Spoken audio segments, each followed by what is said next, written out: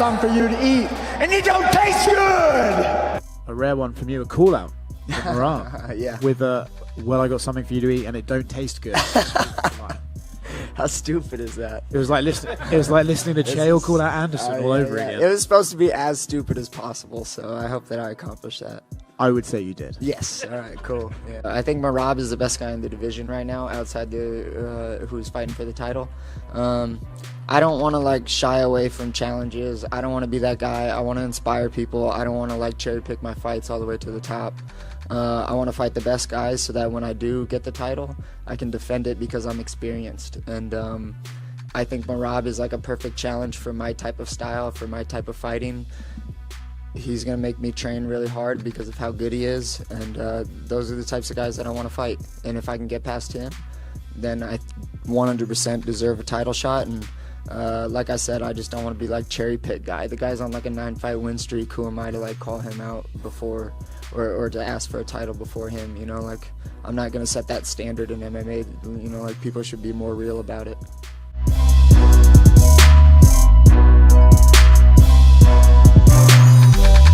What did you make of Cory's performance? Yeah, he looked incredible.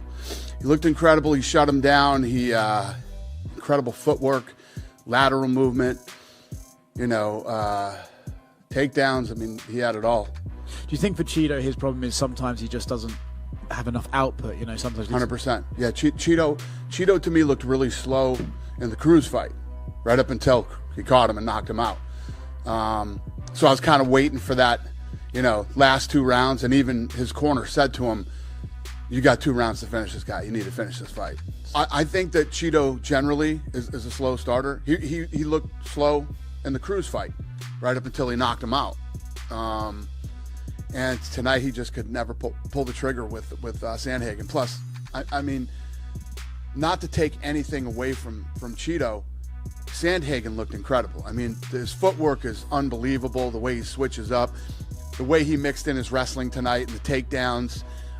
His lateral movement is as good as lateral movement gets. I mean, the guy literally fought the perfect fight tonight against Cheeto. So without making it sound, oh, Cheeto's slow or this or that, but I thought Cheeto looked slow in the Cruz fight right up until he knocked Cruz out. So tonight I was kind of waiting. We have a group text, me and the matchmakers, and we were all talking about it tonight. And I was like, I don't know, let's wait before we start judging until the end, because Cheeto Vera can pull off anything. And he never really got there. He started to turn it on like the last 15 seconds, but that was a little too late. He should have started fighting that way in the 4th.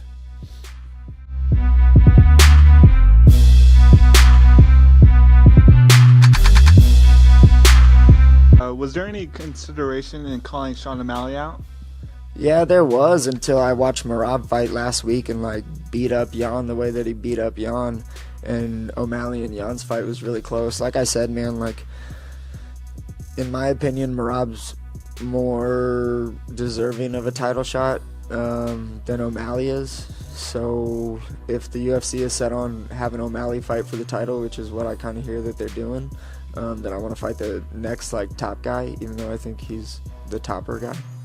Do you think he's gonna sit around and wait for the title shot, or do you think he's gonna be active and fight again before? If he was promised a title shot, then he's definitely gonna wait for the title. If O'Malley wants to fight, we could 100% for sure fight. I would love that fight. I think the fans would love that fight. But like I said, I want to fight like the guy who I think is better, who's Merab.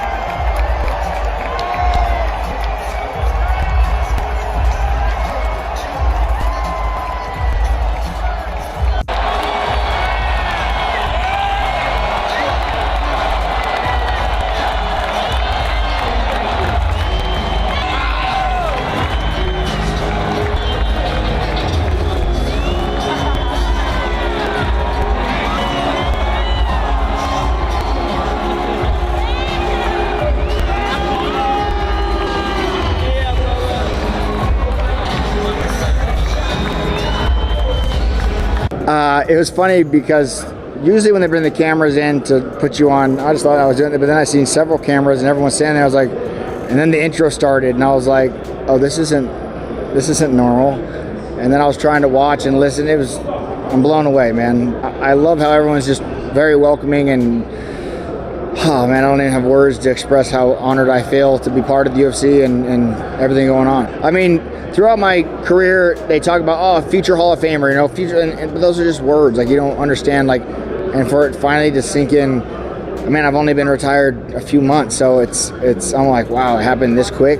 So cool. Working on movies, man. Like I said, I'm going to Hollywood, baby, and that's my plan and my admiration right now, just to strive for that. So everything feels good. We love Cowboy. He's been, when you look at what he meant to the WEC and then came over here, and what he's meant to the UFC and what he's meant to the sport as a whole, and he's a great human being too. So it's a win-win-win for everybody.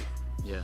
He was completely surprised. How difficult is it to maintain all that away from him? Yeah, we flew his family in. He didn't know his family was here either, and then we tried to get his grandmother in here too, but she's just health-wise, it didn't work for her. But she wanted to come. She tried everything she could to try to make it happen. We were even gonna fly a EMT with her to come with her on the trip, but we couldn't get it done. But yeah, we love the guy and we're happy for him.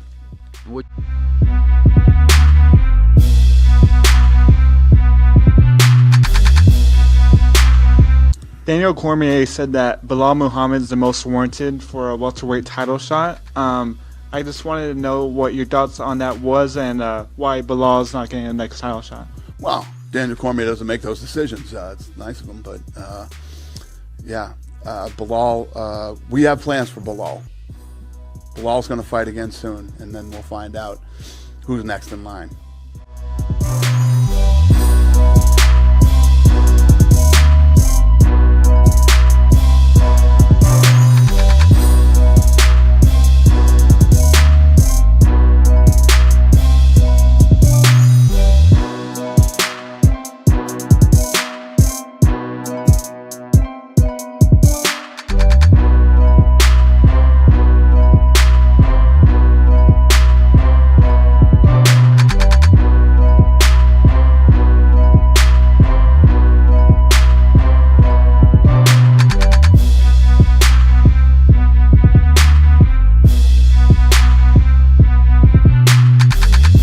I don't know if you saw, but Leon Edwards has expressed that he wouldn't like to fight Colby. He just doesn't think he deserves the fight. I don't know. Curious what you make of those comments. And is there any possibility that it may not be Colby next? I mean, there are some big welterweight fights coming up, especially with the Masvidal and Burns. Why would Colby not deserve the fight? Can somebody explain that to me? Well, a lot of fans are saying he hasn't fought since May of last year. Well, he got jumped and was actually injured from. Yeah, Leon didn't fight for like almost 2 years. He got the shot. Colby, listen, it's not like I'm a big, Colby, Colby Covington deserves this shot at the title. And I don't blame Leon. Leon just got through Usman twice, and now he's looking at another wrestler, with a funky style that's tough to deal with. But that's it. I mean, when you become the champ, everybody's coming after you. All the straight killers are coming at you for the next, 3 times a fucking year. You're faced with nothing but the baddest dudes in the world in your division. So it's just part of the, if you look at Usman and what he did, Usman ran through that division twice. Usman's one of the greatest of all time. And he, Leon just beat him twice. You're the man, Leon. You're the guy. Everybody's coming after you. And it's going to be Colby next.